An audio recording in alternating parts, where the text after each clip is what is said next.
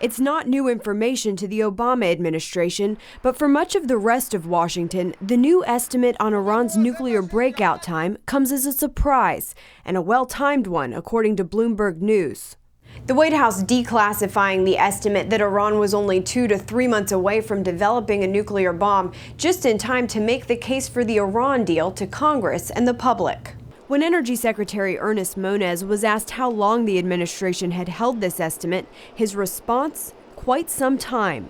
Back when President Obama began his second term, he stressed to the American people that Iran was more than a year away from a nuclear bomb, never mentioning that his intelligence community believed that number to be much less, and still pushing for diplomacy with Iran rather than the tough new sanctions proposed by Congress.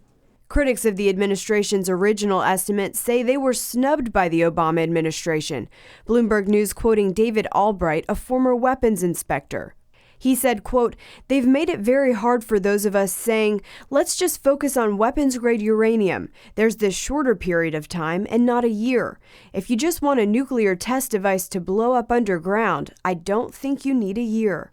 It's not the first time there have been questions in the U.S. intelligence community about where Iran's nuclear program stands.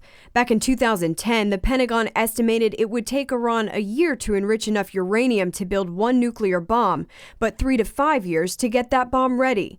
The latest questions about the president's statements are just another potential problem with Congress for the president's proposed nuclear deal with Iran.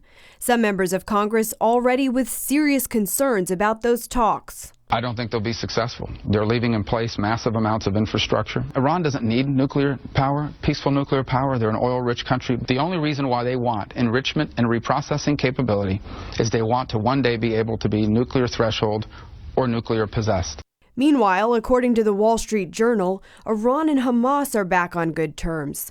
Iran's Revolutionary Guard said to have transferred tens of millions of dollars over the last few months to the Islamist group that controls Gaza. This creates a major threat for Israel. According to intelligence reports, those funds are primarily being used to help Hamas rebuild terrorist tunnels. Israel destroyed those tunnels in response to Hamas rocket attacks last summer. Caitlin Burke, CBN News.